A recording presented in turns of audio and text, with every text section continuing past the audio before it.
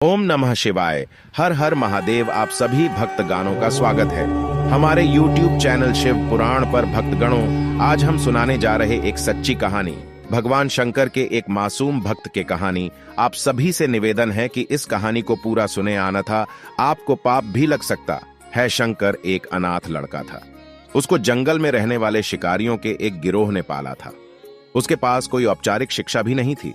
वह केवल एक चीज जानता था कि उसे कैसे जीवित रहना है, शिकार करना और उनको मारना तथा जंगल के फलों को खाना और नदी के पानी को पीकर अपने आप को जीवित रखना जानता था।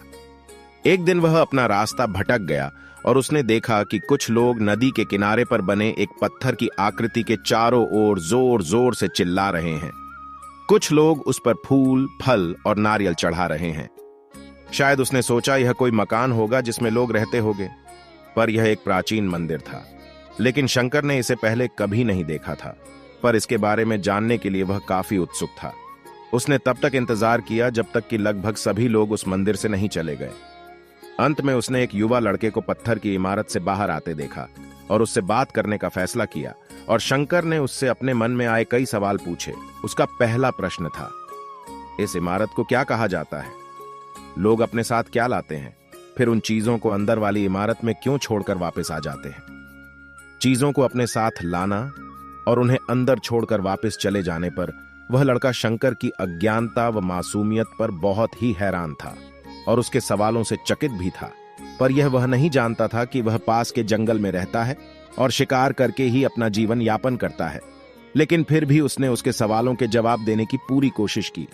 उसने शंकर को बताया, यह भगवान शिव का मंदिर है। लोग यहां उन्हें फल और फूल चढ़ाने आते हैं।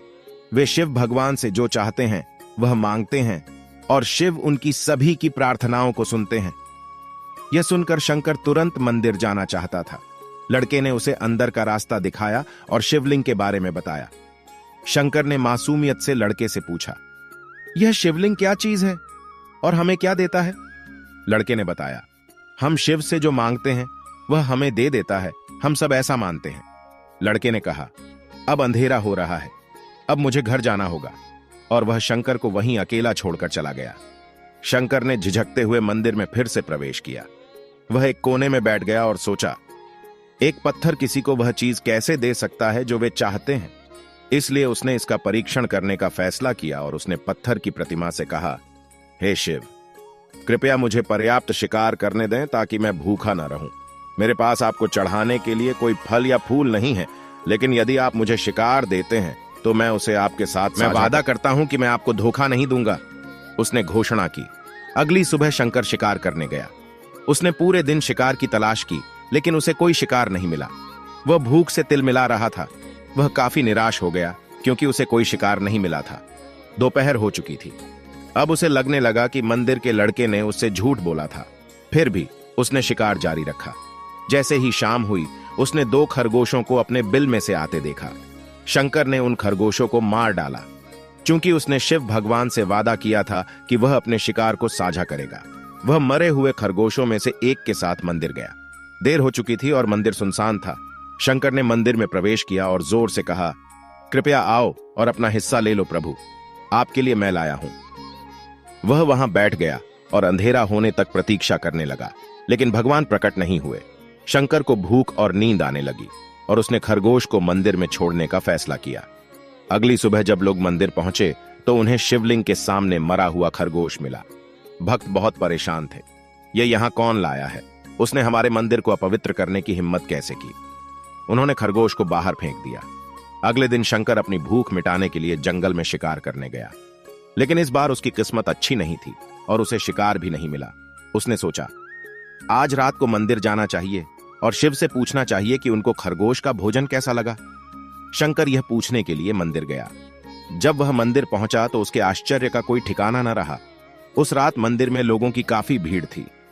शिवरात्रि की रात थी, लेकिन अबोध शिकारी लड़के को इस बारे में कुछ भी नहीं पता था। शंकर ने चारों ओर देखा और उस युवा लड़के को देखा जिसने उसको मंदिर के अंदर शिव से प्रार्थना करने के लिए कहा था।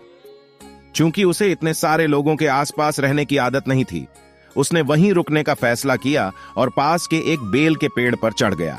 यह एक लंबा इंतजार था और समय बिताने के लिए उसने पेड़ से पत्ते तोड़कर जमीन पर फेंकना शुरू कर दिया। उसे अज्ञात पेड़ के नीचे एक छोटा सा शिवलिंग था जिसकी पूजा लंबे समय से नहीं की गई थी। शंकर के द्वारा फेंके गए बेल के पत्ते उस शिवलिंग पर गिरे। शंकर भजनों से मंत्रमुग्ध हो गया और धीरे धीरे 7 गाना और पंचाक्षरी मंत्र का जाप करना शुरू कर दिया।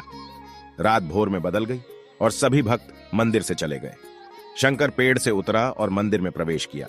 उसने देखा कि शिवलिंग की आंखों पर लाल निशान थे। वे कुमकुम के थे जो लोगों ने लगाए थे, लेकिन शंकर को यकीन था कि शिव को उनकी आंखों में परेशानी हो रही है। उसने शिव की खेदजनक स्थिति के रूप में जो कुछ भी महसूस किया, उसके लिए उसे बहुत दुख हुआ। वह उनकी मदद करना चाहता था। उसने सोचा, शिव यहां अकेले रहते हैं और बीमार होने पर उनकी देखभाल करने वाला कोई नहीं।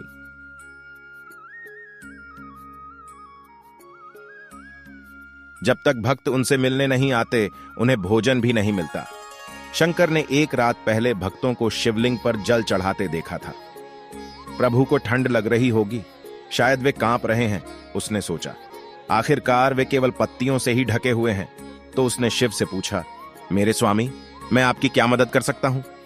शायद कुछ खाना या दवा? मैं आपकी सेवा कैसे कर सकता हूं? शिव ने उसे कोई उत्तर नहीं दिया। शंकर ने सोचा, भगवान वास्तव में बहुत बीमार है, क्योंकि वह अब उत्तर देने में भी असमर्थ हैं। वह तुरंत जंगल में गया, कुछ औषधियां जड़ी बूटियों को लाया और लाल निशान पर उनका लेप लगाया, लेकिन कुछ नहीं हुआ। उसने कहा, लगता है कि ये अंधे हो गए हैं। मुझे प्रभु को अपनी एक आंख देनी चाहिए ताकि वह ठीक हो जाए। यह निश्चित रूप से उन्हें खुश कर देगा। उसका दिल पवित्र था और उसने वहां शिव के हाथ में रखे त्रिशूल को उठाया और त्रिशूल को अपनी दाहिनी आंख की ओर ले गया और अपनी आंख को निकालने का प्रयत्न किया। शंकर अनपढ़ था, उसे मंत्रों या पूजा के उचित तरीकों का कोई ज्ञान नहीं था, लेकिन उसकी भक्ति की कोई सीमा नहीं थी। जैसे ही वह अपनी आंख निकालने वाला था, शिव अपनी पत्नी पार्वती के साथ प्रकट हुए। उन्होंने पार्वती से कहा, इस भक्त शंकर ने अनजाने में शिवरात्रि पर उपवास किया, बेल के पत्तों से मेरी पूजा की और साबित किया कि उनका दिल बेदाग व पवित्र है। मैं अपने इस भक्त पर काफी प्रसन्न हूं। शिव भगवान ने शंकर से कहा, तुमने मुझे अपनी मासूमियत के कारण जीत लिया है। प्रभु ने मुस्कुराते हुए कहा, लोग मुझसे हर समय झूठे वादे करते रहते हैं और कुछ न कुछ मुझसे मांगते रहते हैं, पर जैसे ही उन्हें मुझसे मांगी चीज मिल जाती है तो वे मुझे भूल जाते हैं। दूसरी ओर तुमने मेरे साथ एक सच्चे इंसान की तरह व्यवहार किया और यह वास्तव में बहुत ही दुर्लभ है। अब से तुम मेरे इस संसार में सबसे बड़े भक्त माने जाओगे और तुम्हारा नाम मेरे साथ सदा जुड़ा रहेगा। तुम कई सदियों तक जीवित रहोगे। इस बात को कहकर भगवान शिव व मां पार्वती अंतर्ध्यान हो गए। तभी से लोग शिव के साथ शंकर भी लगाने लगे।